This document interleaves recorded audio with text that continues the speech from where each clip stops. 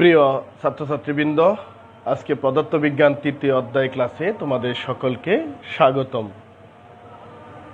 পদার্থবিজ্ঞান সাধারণত গাণিতিক বিশ্লেষণমূলক একটি বিজ্ঞান। সেক্ষেত্রে আমরা এই অধ্যায়ে সবচেয়ে বেশি গাণিতিক ব্যাখ্যা বা গাণিতিক বিশ্লেষণই করব। তার আগে কিছু সংজ্ঞা বিষয়ক বা কিছু বিষয়বস্তু আমি তোমাদের সামনে তুলে ধরব। তাহলে আজকে আমরা পড়ব পদার্থবিজ্ঞান তৃতীয় অধ্যায় ফোর্স বা বল। তাহলে 1 নম্বর বিষয় হচ্ছে, তুমি ফোর্স বা বল বলতে তুমি কি বুঝো? বল হচ্ছে যা স্থির বস্তুর বা গতিশীল বস্তুর উপর ক্রিয়া করে বস্তুর গতির পরিবর্তন করে বা করতে চায়। কি বললাম? যা স্থির বা গতিশীল বস্তুর উপর প্রয়োগ করে বস্তুর গতির পরিবর্তন করে বা করতে চায় তাকে আমরা বলবো বল। বলের একক যদি আমরা দেখি, বলের একক হচ্ছে নিউটন। বলের একক আমরা এন দ্বারা প্রকাশ করি, এন মানে নিউটন। দ্বিতীয় যে টপিক সেটা আমরা আলোচনা করব মৌলিক বল। মৌলিক বল কি? মৌলিক বল হচ্ছে মৌল বা মূল, অর্থাৎ যা যে বল অন্য কোনো বল থেকে সৃষ্টি হয় না, নিজে থেকে সৃষ্টি হয়, সেটাকে আমরা বলি মৌলিক বল।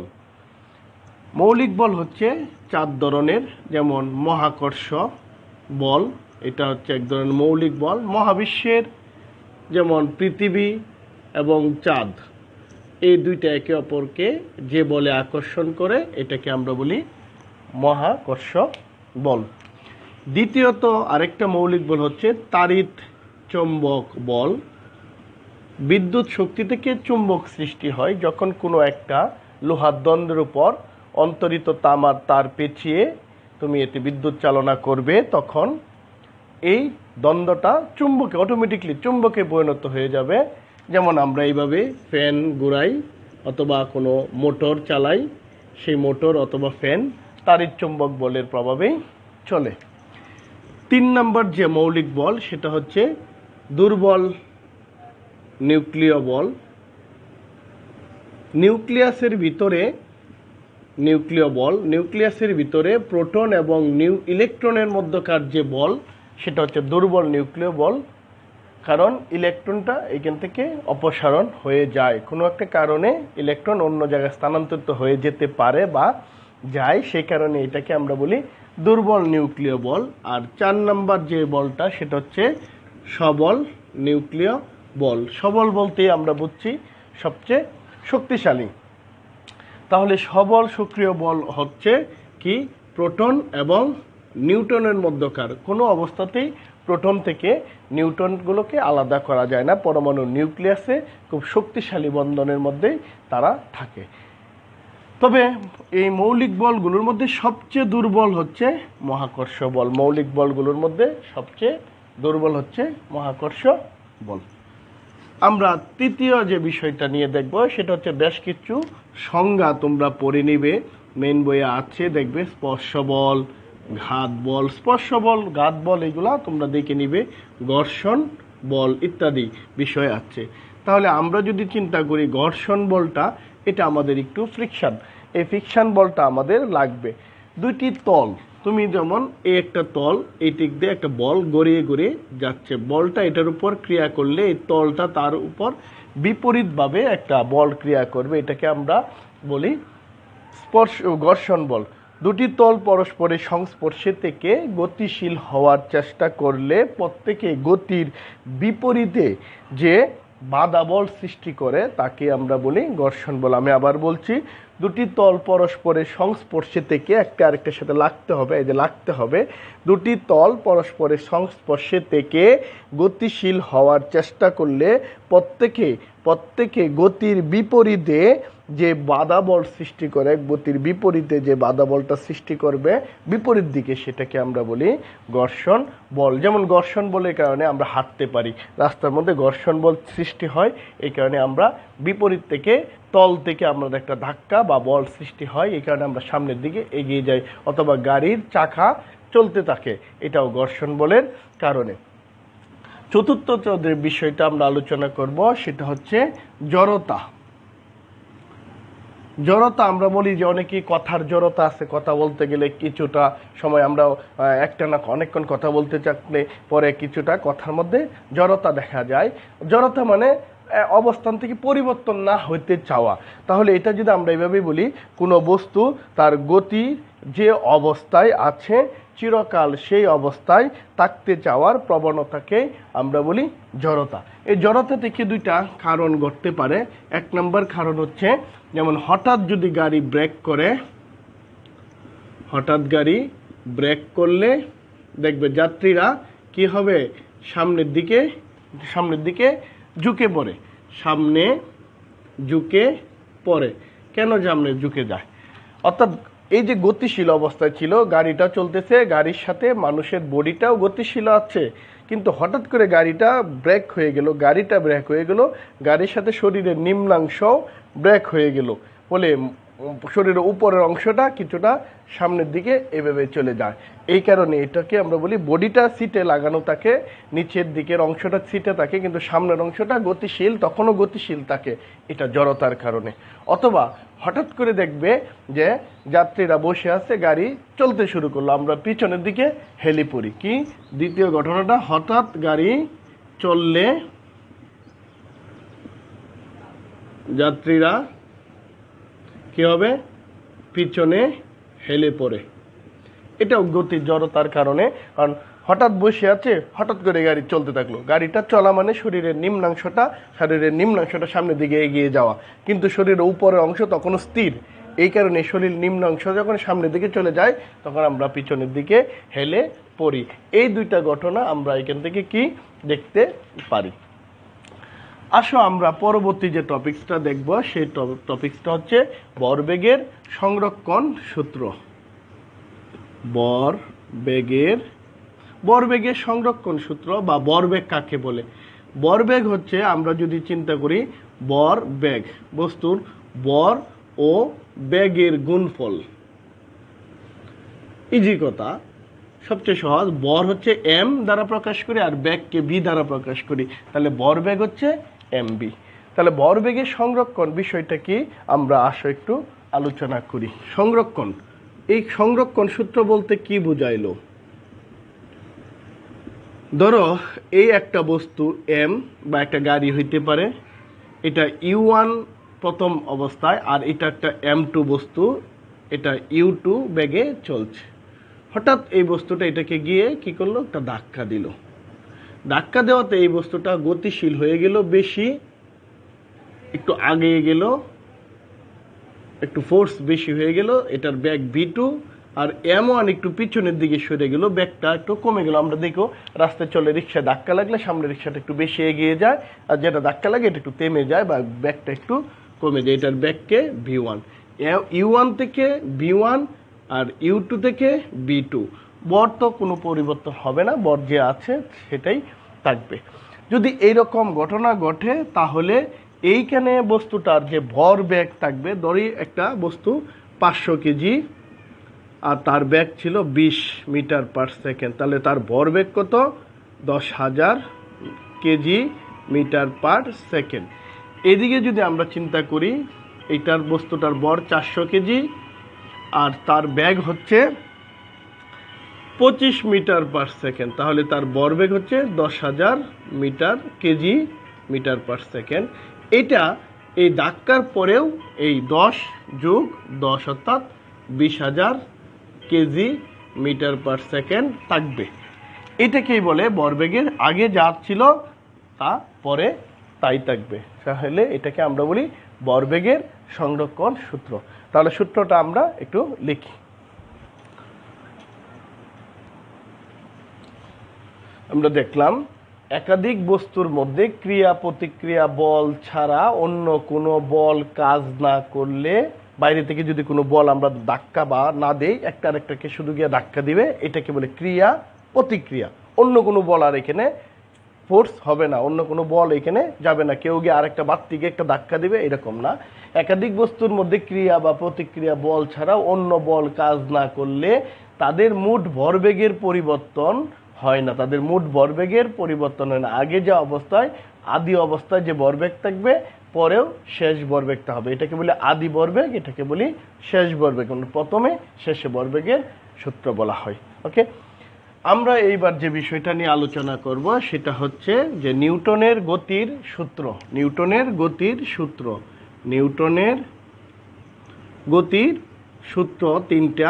একটা সূত্র ছিল, প্রথম সূত্র, বাহ্যিক বল প্রয়োগ না করলে স্থির বস্তু চিরকাল স্থির থাকবে এবং গতিশীল বস্তু চিরকাল সমবেগে চলতে থাকবে।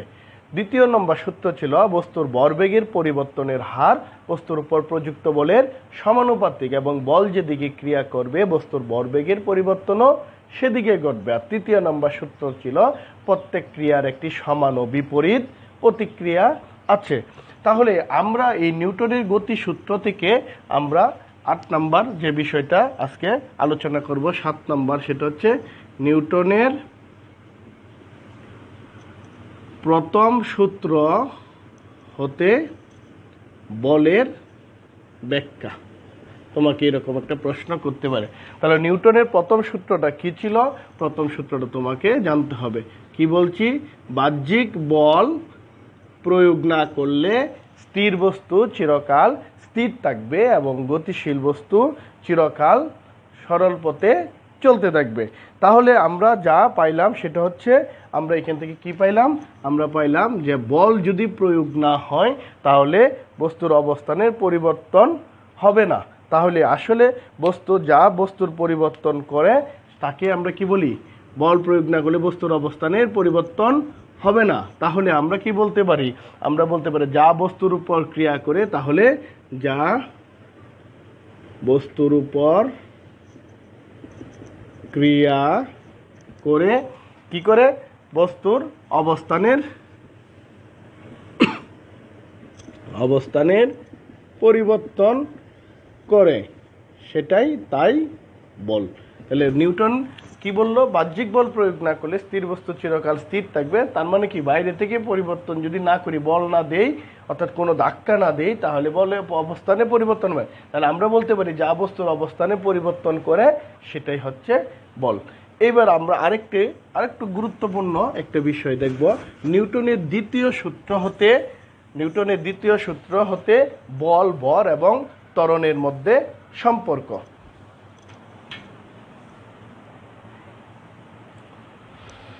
আমরা লিখলাম নিউটনের দ্বিতীয় সূত্র হতে বল, ভর এবং ত্বরণের মধ্যে সম্পর্ক। অর্থাৎ আমরা বলতে পারি F সমান ma। এই সূত্রটা আমরা এখান থেকে প্রমাণ করব। ধরি m ভরের একটি বস্তু u আদিবেগে চলছে। F ধ্রুব বল, বাড়তি আমি একটা বল, ধ্রুব বল। u হচ্ছে 0 থাকতে পারে, স্থিরও থাকতে পারে, অথবা চলছে, অর্থাৎ u বেগে আছে। সেখান থেকে F ধ্রুব বল t সময় ধরে আমরা ক্রিয়া করলে বেগটা পরিবর্তিত হয়ে u থেকে b হয়, বেগটা বাড়ে অথবা কমে। সেক্ষেত্রে আদি ভরবেগ বলবো mu এবং শেষ ভরবেগ বলবো mv। সুতরাং ভরবেগের পরিবর্তন আমরা বলতে পারি ভরবেগের পরিবর্তন বা পরিবর্তনের হার কথাটা বলা মানে সময় দ্বারা ভাগ করে দেওয়া, যে টি সেকেন্ড সময় দ্বারা ভাগ করে mv minus mu divided by t. তাহলে m সমান আমরা লিখতে পারি v বাই ইউ সমান টি। আমরা জানি v বাই ইউ সমান টি সমান ma। তাহলে আমরা এখান থেকে এখানে কি পাই? ma।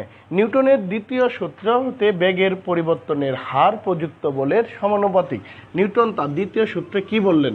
নিউটন তার দ্বিতীয় সূত্রে বললেন ভরবেগের পরিবর্তনের হার। নিউটন তার দ্বিতীয় সূত্রে কি বললেন? ভরবেগের পরিবর্তনের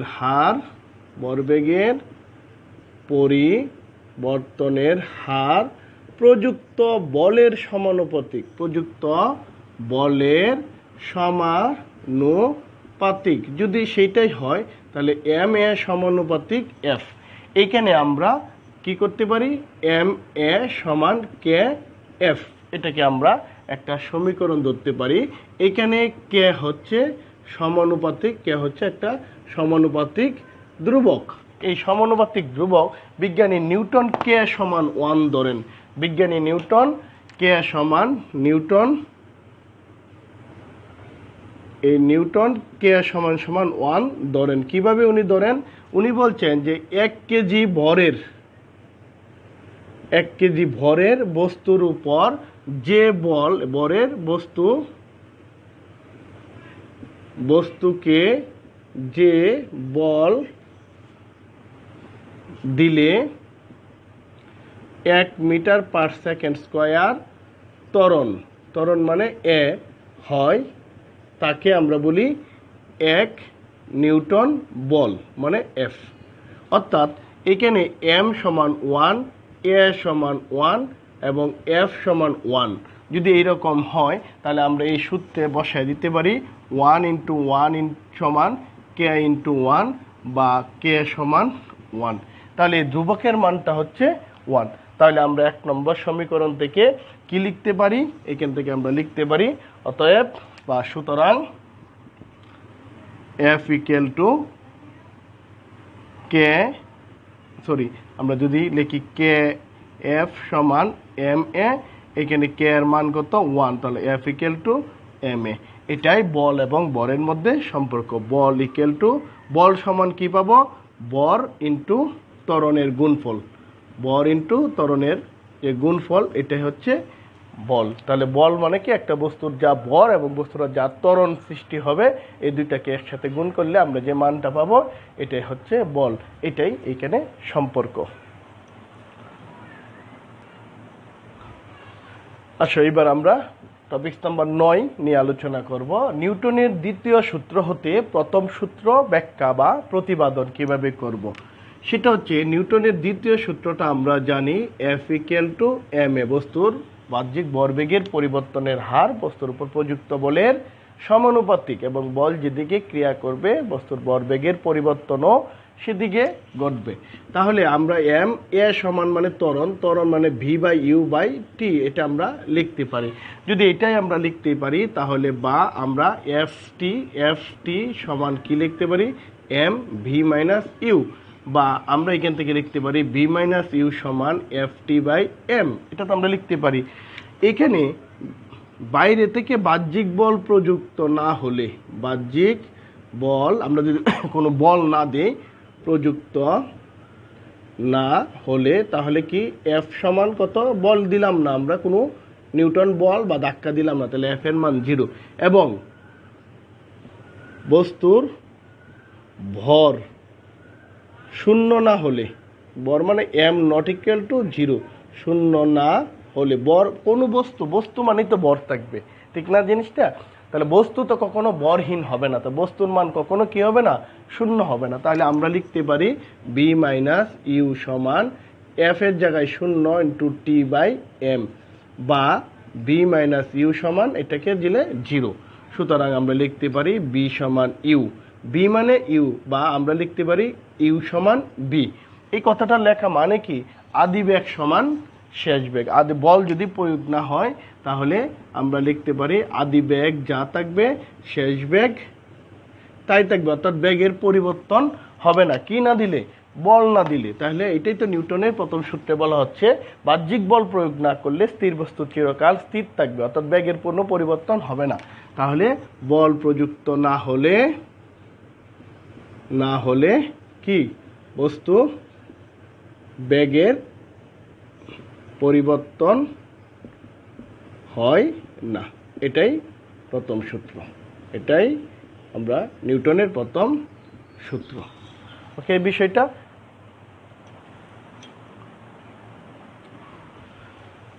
এবার আমরা 10 নম্বর একটি বিষয় দেখব, সেটা হচ্ছে নিউটনের তৃতীয় সূত্র হতে ভরবেগের সংরক্ষণ সূত্র আমরা প্রতিপাদন করব।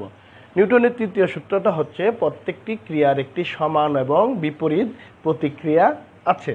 তাহলে আমরা ধরি m1 এবং m2 দুইটি বস্তু, এটা u1 আদিবেগে এবং এটা u2 আদিবেগে চলা অবস্থায় m1 আর m2কে ধাক্কা দিল। ফলে এদের মধ্যে m1 এর ক্রিয়া বল আমরা লিখলাম F1 এবং m2 এর প্রতিক্রিয়া বল, সে বিপরীতমুখী বল ক্রিয়া করছে, সেটা মাইনাস F2। যদি m1 ক্রিয়া বল F2 হয় এবং m2 এর প্রতিক্রিয়া বল m1 এর ক্রিয়া বল F1 এবং m2 এর প্রতিক্রিয়া বল F2, এরা t সময় ধরে সংঘর্ষে লিপ্ত হয়।